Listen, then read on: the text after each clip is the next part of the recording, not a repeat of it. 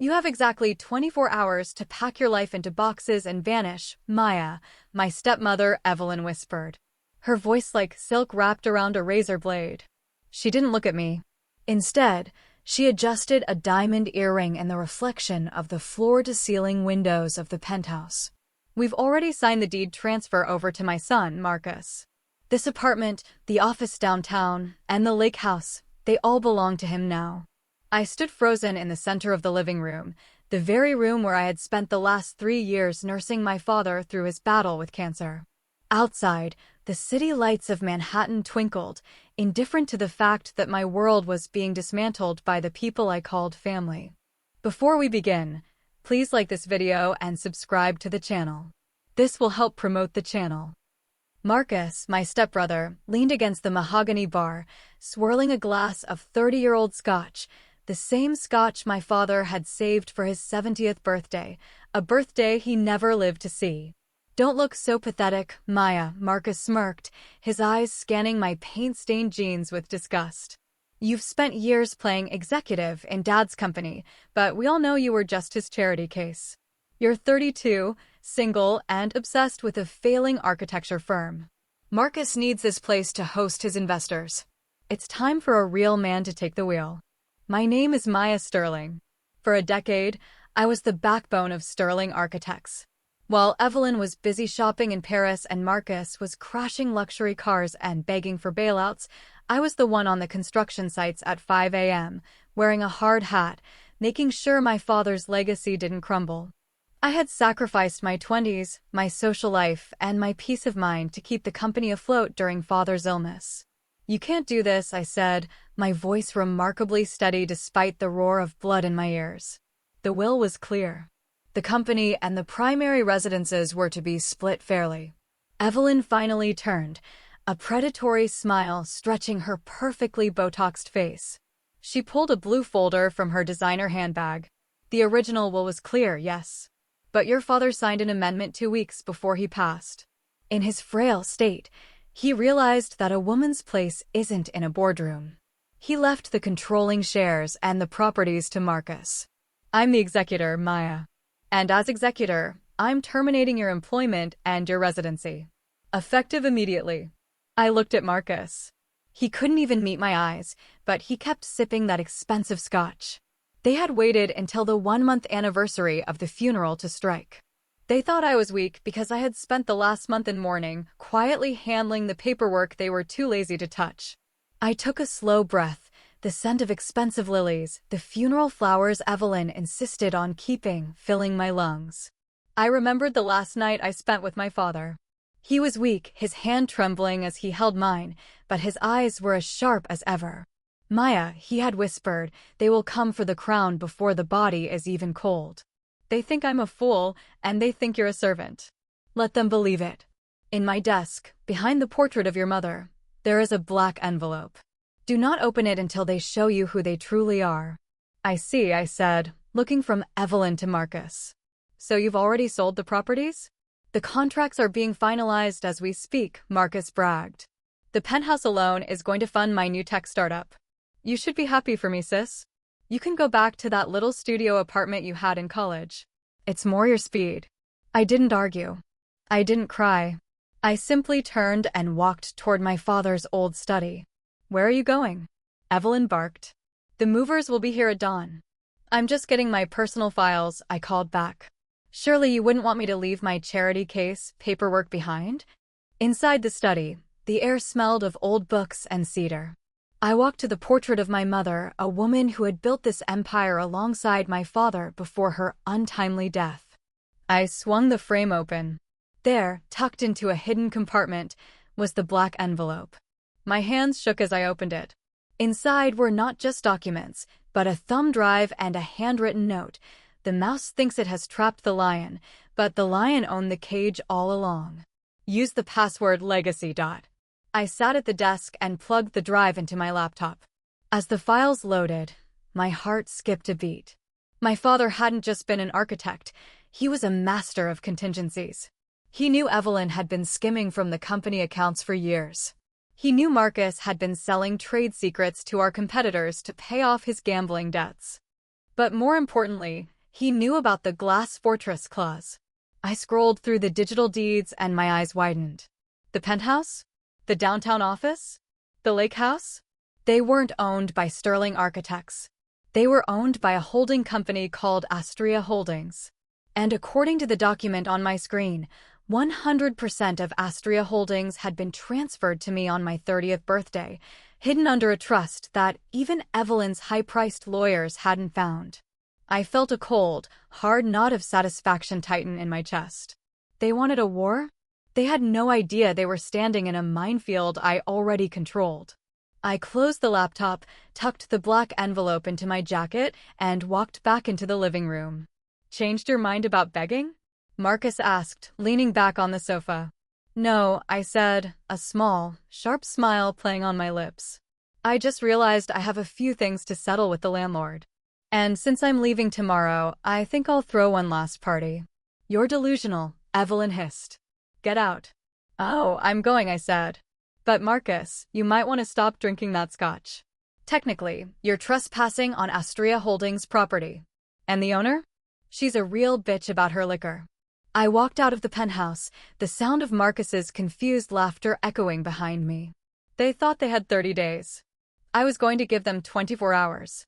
I spent that night in a hotel room, but I didn't sleep. My laptop screen was a glowing portal into the true state of the Sterling Empire.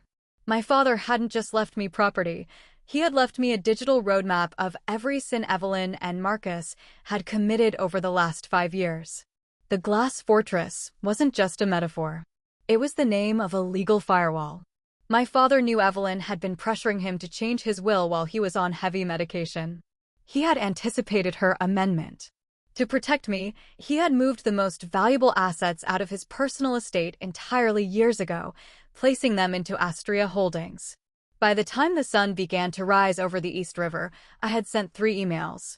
One to Mr. Henderson, my father's true personal attorney, not the firm Evelyn used. One to the head of security at Sterling Architects. And one to a private investigator I'd used for corporate due diligence. At 9 a.m., I didn't go to the office. I went to the bank. By 11 a.m., I was standing in front of the massive glass doors of Sterling Architects. The security guard, a man named Leo whose daughter's college tuition my father had helped pay, looked at me with pity. "I heard the news, Miss Sterling," Leo whispered. "Mr. Marcus sent a memo.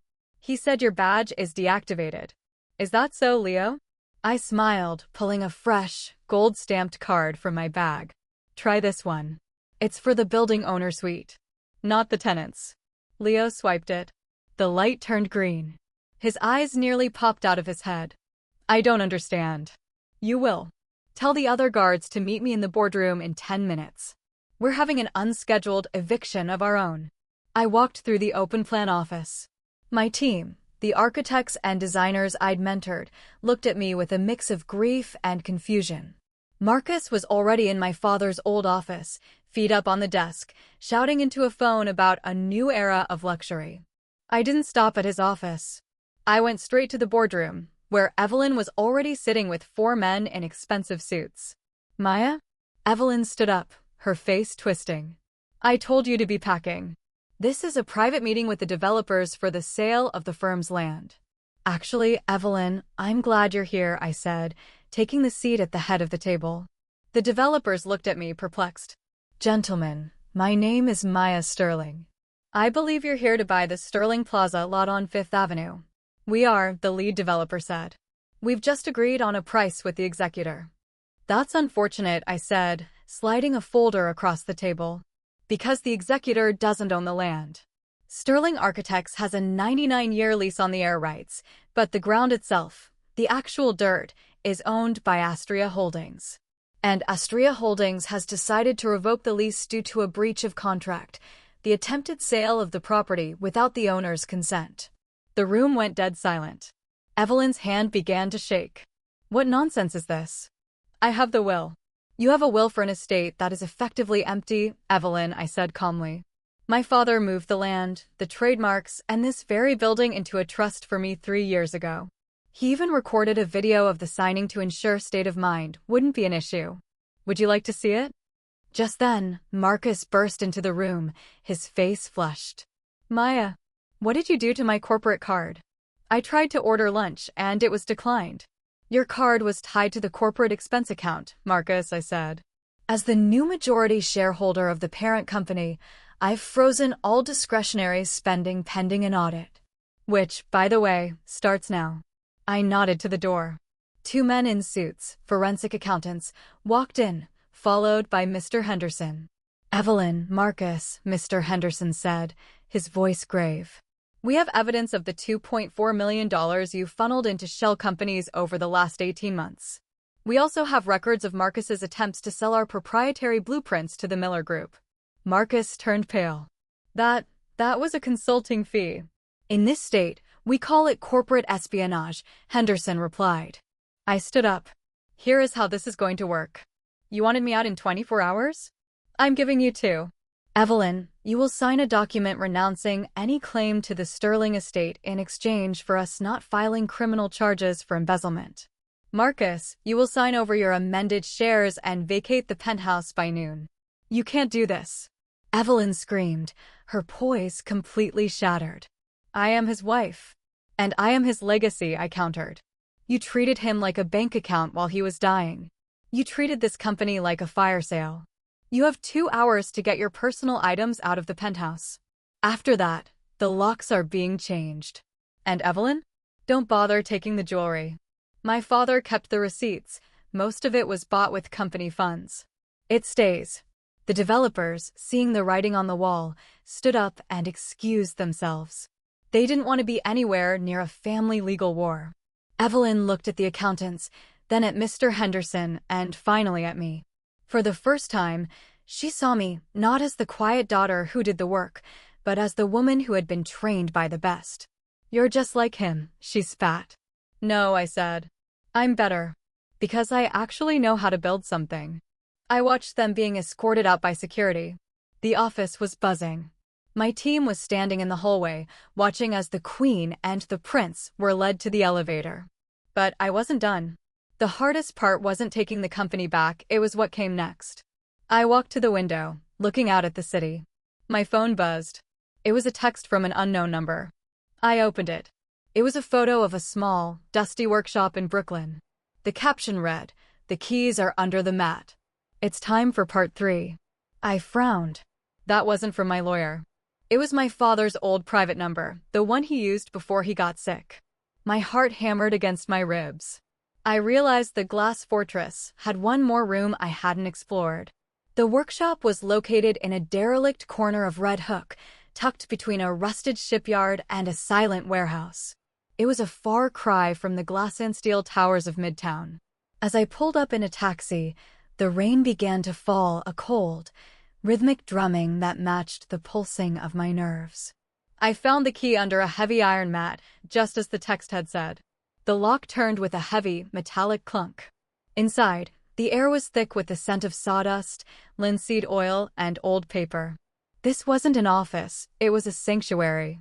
Long wooden tables were covered in physical models of buildings, not the 3D, printed plastic ones we used at the firm, but hand-carved balsa wood and clay. In the center of the room sat a single projector, aimed at a white sheet tacked to the wall. Beside it was a small tape recorder. I pressed play. Hello, Maya. My father's voice filled the room. It was strong, the voice he had before the tremors took his breath away. If you're hearing this, it means Evelyn and Marcus have played their hand, and you have played yours. I hope you didn't go too easy on them. Stewardship requires a firm hand. I sat on a stool, tears finally blurring my vision. You've won back the company, but that was just the test. Sterling Architects is a machine, Maya. It's a beast that eats time and soul. I spent 40 years feeding it, and in the end, I almost forgot why I started. Look at the table behind you. I turned. On a separate table, covered by a silk cloth, was a massive model of a building I had never seen. It was a community center, organic, filled with green spaces, designed to be built from sustainable materials. It was beautiful. That is the Astoria project, my father's voice continued. I bought the land in Red Hook, the Bronx, and Queens under that same holding company. I didn't want the board of directors to see it. They would have called it unprofitable. But this is your true inheritance. The money from the Midtown skyscrapers will fund this. It's a legacy that isn't about power, but about people. The projector flickered to life. Images began to cycle on the wall, sketches of the community center, blueprints for low-income housing that looked like art, and finally, a photo of me as a little girl, holding a wooden ruler and looking up at him. Build something that matters, Maya. Not just something that stands tall. The tape ended with a soft hiss. I stayed in that workshop for hours, tracing the lines of his secret blueprints. I realized then that my father hadn't just been protecting me from Evelyn and Marcus. He had been protecting me from becoming like him, a prisoner of a corporate cage. The next 30 days were a whirlwind, but of a different kind. Evelyn and Marcus vanished into the social ether. Without the sterling name and the unlimited expense accounts, their friends stopped calling. Last I heard, Marcus was working as a junior clerk for a firm in another state, and Evelyn was living in a modest condo, her designer bags appearing one by one on high-end resale websites. I didn't feel joy at their downfall. I felt a profound sense of peace. The toxins had been filtered out. The Sterling Architects Board was horrified when I announced the Astoria project. They talked about dividends and market volatility. I didn't argue. I simply reminded them that I held the ground leases for every major project they owned. We are going to build the Astoria centers, I told them in the very boardroom where I had evicted my stepmother. And if you find that unprofitable, I will be happy to buy out your shares at current market value. Which, given the audit I just finished, is lower than you think. They stayed. 1 year later, I stood in the heart of Red Hook. The first Astoria Community Center was opening. It wasn't a glass fortress. It was open, inviting, and full of life. Leo, the security guard from the office, was there. He was now the head of security for the entire Astoria network. As the ribbon was cut, a young girl walked up to me. She was holding a small wooden model she had made in one of the center's new workshops. "Are you the lady who built this?" she asked. I looked at the building, then back at the girl, remembering my father's voice in that dusty workshop. "No," I said, kneeling down to her level. "I'm just the one who made sure it was ready for you." I walked back to my car, catching my reflection in the window. I wasn't the charity case Maya, nor was I the Ice Queen CEO. I was an architect. As I drove away, I passed the old Sterling penthouse. It was still there, looming over the city, expensive and cold. I didn't look up. My eyes were on the street level, looking at the people, the trees, and the new foundations being poured. My father had taught me that a house built on greed would always crumble. But a legacy built on purpose? That was the only structure that could truly touch the sky. Thanks for watching. Don't forget to subscribe to the channel so you don't miss out on new interesting stories.